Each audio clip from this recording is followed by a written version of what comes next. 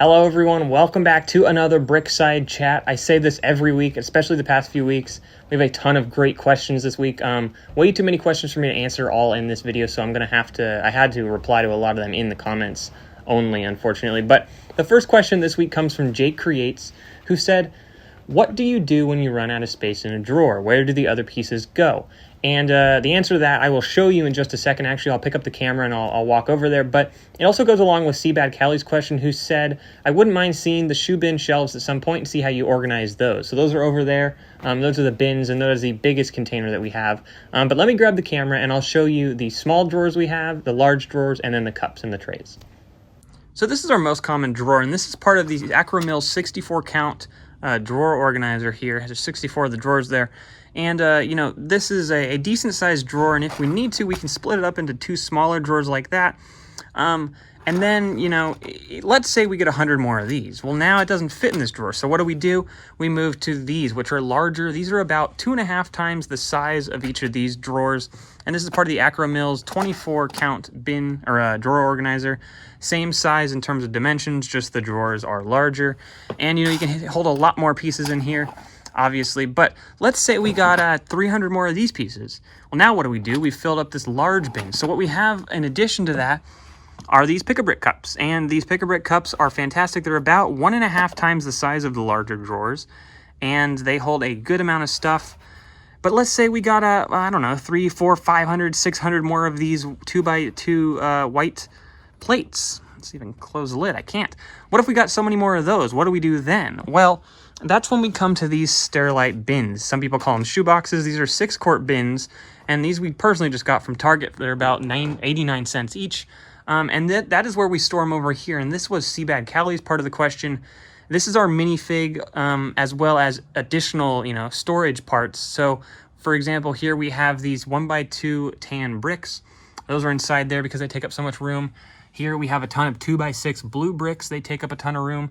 So we fill up these with extra pieces as well as minifigs that are pre-bagged from sets such as that. And instructions. So like this is all polybag instructions in there. And then we have some nicer organized instructions in there. But this is kind of our overflow in terms of when we get too many pieces in a single lot. And it's just labeled up here, it's B1 through B9, 10 through 18. And it continues on, goes down there, then it goes to there, and there, and there. And that is essentially our storage system. Now, once we fill up one of these bins, I don't really have a solution yet. Part of it could just be bigger bins, but we'll get there, if we get there. And the next question this week is from AKA Turbo 7, who says, what do you do about pieces that are the same but slightly different due to the molding type? I sell both new and used and find it very difficult to try and match the exact molding type and drawer for each piece. Do you bother trying to match it up and place it in a different drawer? So what I do personally, well, one, we don't sell used pieces. We probably have maybe 10 pieces in our store that are used, and a few of those are minifigs that we have found are not quite perfect condition, so we will sell them as used even if they are technically new. So we don't have that problem too much because generally, and at least when we look, these sets come with specific molded pieces. And when we do find that we have a similar piece in our inventory, generally at the bottom when you're importing a set and you're parting it out, there are alternative pieces and you can figure out which one you have, and then your inventory will either be there or not be there. But what I would recommend is put something in your terms section that explains exact molding types, A, B, C, there's always those part numbers with a different letter at the end of it. They might be slightly different. And if you put that in your terms section, and it's very clear to the buyer, hopefully that won't be a problem for them, as the pieces generally function the same exact way. They just might be slightly different. But we don't sell used, so it's easier for us to keep, if we do have different molded pieces, separate from each other. Next question comes from Brickhouse Designs, who says, how many parts would you say you need in your store to be doing this full time? I estimate around 500,000 with a good variety of lots. What do you think? And I know I replied to Brickhouse in the comments. And, my thing is it's hard to just put a flat number on it because everyone has a different income level that they need to maintain depending where you live, maybe what your rent or your mortgage is and what your expenses, all that is. So it's hard to say what full-time is, but I would imagine between 600 and 800,000 pieces is when you could potentially start doing it full time. Now, I think it also depends on the variety of lots that you have, and maybe you specialize in just a certain kind of piece, and people come to your store because you have that, because you have this family or whatever of pieces. Then maybe you could do it with a lot less pieces. But I would imagine, at least at the rate we're going with, being at about 115,000, 120,000 pieces in our store right now, and the sales we're getting, projecting the sales when we hit 600,000 to 800,000 pieces in there, I would say if you're doing this alone and you're not having to split it with others, you probably could be doing full-time 5, 6, 7, 800,000 pieces somewhere in there. But a lot of things fluctuate because, of course, you need the different amount of lots and all that as well. So it's a hard answer for that question. But not a ton of people do BrickLink full-time. So keep that in mind as well, potentially, that, not a ton of people do it. Could mean something, for that. Christopher Worley asked the next question, and he's asked, what was the thinking in making the aisle 2 shelves instead of 2 or 3? Now, I assume you just mean instead of 3. Let me again grab the camera, and I'll show you what he means by 2 shelves wide, and I'll explain why we did make it 2. So this is what Chris, I believe, was talking about when he asked what was the reasoning behind making it 2 wide instead of 3. In this case, he means there's 1 divider, 2 dividers. And in this case, the reason it is 2 wide is so that we're not, first of all, if it was 1 wide, we'd be stuck, right here in this small little, I think these are like 20-something inches wide, 20 inches wide or something like that. And it just wouldn't be possible to be this close, trying to pack a BrickLink order. Like, it just wouldn't work. So we made it 2 wide, so there is room in here. Now, he asked, why isn't it 3? And the reason for that is 2 is enough of an aisleway that we can walk down. If we need to, 2 of us can easily walk down and pass each other without making this wall stick out another 20 inches here, because that is our only way into the garage from the big garage door. There is another door over there, which we can use. But if we were stuck out to here, we would then be pushing it, 20 inches out to here. So we would have to then shift these all the way over to probably here or so, which would make it very difficult to get in and out of the garage without rearranging some major things. Plus, in my opinion, it would be wasted space, because right now we can, obviously put stuff on this side. But then if we did put things on this side and it was out further, I would worry that, here we wouldn't have a ton of room to actually, part out things, because we have the double table here right now. Which is fantastic. And if we only had a single table, personally, it would be very difficult to part things out. So that was our reasoning behind only having 2, our aisle 2 wide. If we were in a larger warehouse, I would say, let's make it 2.5 wide. So we can easily come in here with a cart and, bigger things like that if we need to. But in this case, the 2 wide worked. Hopefully that answered your question. And the next question this week comes from Danish Lego Brick, who owns the BrickLink store Bricks 8220 Fast Invoicing. And this was more of a discussion we had in the comments as opposed to just a question and answer type thing. But they said to me, I sell mostly retired figures and sets in my store. What would you say is the best way to price the sets and figures? Usually I put it as the cheapest of the particular condition to get some flow into the store. Since I don't have much feedback yet, I don't want to have the same prices as another seller because the buyers would probably deprioritize me. And my response to that was something along the lines of, I wouldn't recommend you put it as the cheapest. And the reason for that is, unless you're selling your personal collection, you are very unlikely, I think, to go get, a random lot of Lego and then list them all and sell them at the absolute cheapest and make money on that. So what I think I said is, maybe if you want flow to your store, price them at the 6-month sales average, and then lower it by like 10%, maybe 15%, maybe 20% if you really want more flow to your store. People will still find you if you have those pieces, and then you will continue to build that feedback. And the reply to that was, there are some problems with the 6-month sales average price regarding used sets and figures. Sets sold as incomplete are also part of the 6-month sales price, and with used figures, you don't necessarily know the conditions they've been sold at when looking at the 6 months average sales price. Some sets also increase drastically in value over just the span of 1 month, so he tries to personally look at a bit more of the current versus the last month's sales and average it in between there. And I think that's a great way to do it and a great point to bring up. When you do look at used things versus new, it is a little bit different. And fortunately for us, when we're parting things out, we don't run into the problem of what do we sell this set for, because it's, each piece kind of sells on its own. But if you do have maybe a used set that you're looking for, you do need to take into account those lower sets that are, maybe it's a really new set and it was just inventoried, but people are selling the minifigs just alone, but they listed it as part of the set. The minifigs are only going to sell for $2 or $3, let's say, but the set actually should sell for like $30.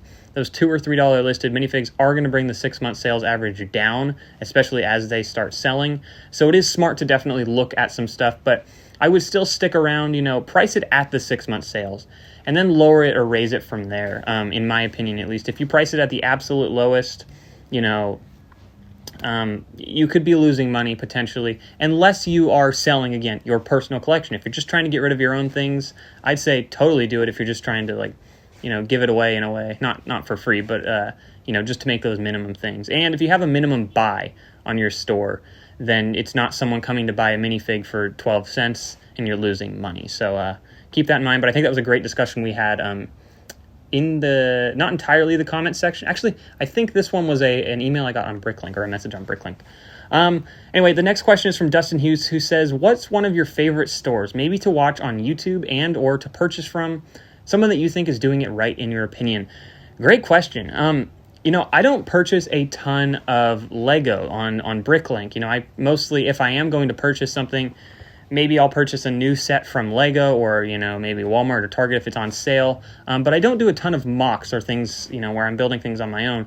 Recently, though, I kind of have been. And what I did was I just went and I did the wanted list feature where you can have all the pieces on your list and, it'll find, if there's 3 stores that have all the pieces combined, I'll find that. And from there, I can change or add some things from that. But, so I don't purchase from a ton of sellers. I probably purchased from I'd say between 6 or 8 in total, very, very few. But my favorite to watch on YouTube, I would probably say Pop's Block Shop is one of my favorite, in my opinion, to just watch his hour and a half long vlogs of his weekly things. Those are really fun. And I'll just stick that on the TV as I'm parting things out or packing orders or whatever it might be.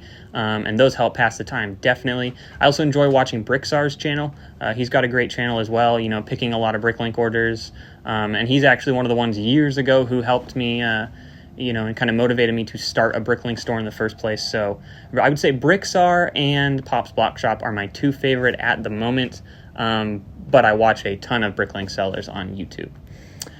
Comment 72 said, have you considered getting larger sets such as Pirates of Barracuda Bay, the Technic Land Rover, the UCS Star Destroyer, or the UCS Millennium Falcon because they part out for insanely high prices?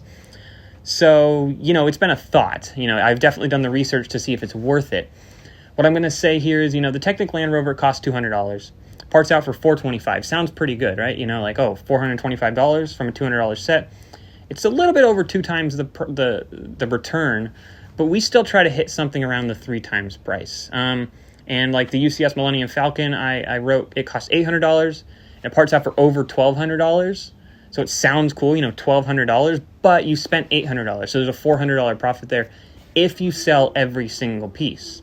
And that's the key there. You have to remember that a lot of the pieces are not going to sell instantly and they're going to sit in your store for quite a while. If they ever sell for the price you list them at, you may have to lower them over time. So while I have looked at most of those sets, and I only wrote the Land Rover and the Falcon in here, so I didn't look at the Pirates of Barracuda Bay or the Star Destroyer, but I would imagine they part out for similar, 2 to 2.5 times the price of what the set costs, and at that point, it's not worth it. I would prefer to, instead of spend $800 to get one Millennium Falcon, I prefer to spend $800 to get 12 of this set, 12 of this set, 8 of this set, 16 of this set, and those are going to part out at 3 times the value, so now I will have a $2,400 return or more because that's kind of the limit we set for ourselves. So hopefully that makes sense there. I've thought about it, though. I definitely look, and when those big sets do come out, one more thing, I guess, with those is, if we do find one that parts out for a great price, it's usually hard to get a large amount of those. And, being that we try to set ourselves at 8 as our minimum that will part out, it's not like we have to follow that, but I definitely don't just want 1 or 2 of a set. I want at least, I'd say, absolute minimum, 4 or 5 of a certain kind of set before I part it out. So those would be hard to get those multiples of, plus it would cost a lot of money. So hopefully that answered your question there. But I do know some people who just, if they find one of them that they like and it parts out really well, they'll just get one, maybe two sets, and they'll part that out in their store, and that's totally fine. Whatever works for you, we just have kind of set ourselves at that 8 minimum for the amount of sets that we buy. Next question here is from Chris Rosini, who said, I noticed that you were wrapping up in the video the open end of your wall, and he's talking about this end over here, and I'll show you in just a second. It would allow for one more drawer or one more row of cabinets. At least it looks that way. You just might have a hard time getting in there. And I'm going to get the camera. I'm going to show you why we didn't decide to put one more row there, even though we could have fit 8 more cabinets.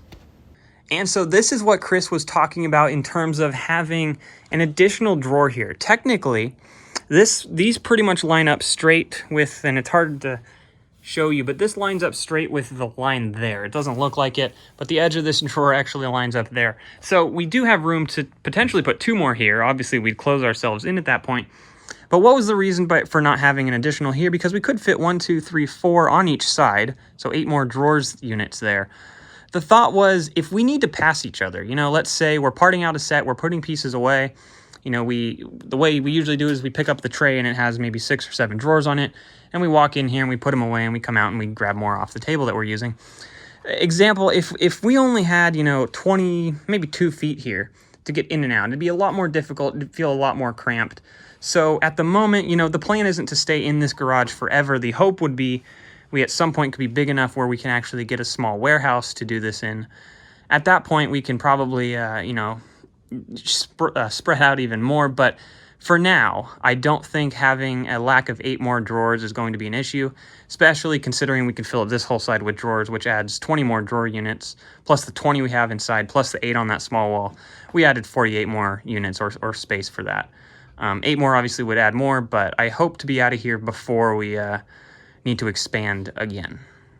And the next question this week is from Cody Cuxman, who asks, how do you feel about wrapping the package itself in bubble wrap and then putting it in a mailer instead of using a bubble mailer?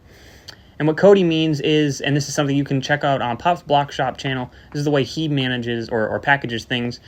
He packs the order in the bag, as all the pieces go in a bag, and then he will wrap it in bubble wrap and put it in a poly mailer, which is like a really thin, essentially a bag, I guess you could say, and it has the tear-off thing. You can fold it over and it seals, but it doesn't have the bubble wrap built into the sides of it.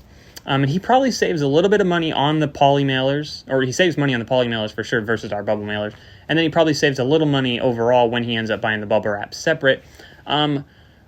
First of all, let me say there's no right or wrong way to do anything on BrickLink. I get a lot of questions that are like, how do you do this? And, sometimes it's like, well, you go into the settings and you click this. Very simple, but a lot of these are opinion-based. I don't want to say I'm doing everything right. There's no right or wrong way. As long as the buyer's happy and what works for you, and you're not losing money, there's no right or wrong way to do it. So, take everything I say with a grain of salt in the sense that you can adapt and change your idea versus what I have. Personally, though, I like the bubble mailer because it just, in my opinion, if I were to receive a bubble mailer versus a poly mailer with bubble wrap inside, I know that I would be happier to choose the bubble mailer if it was like which one do I want?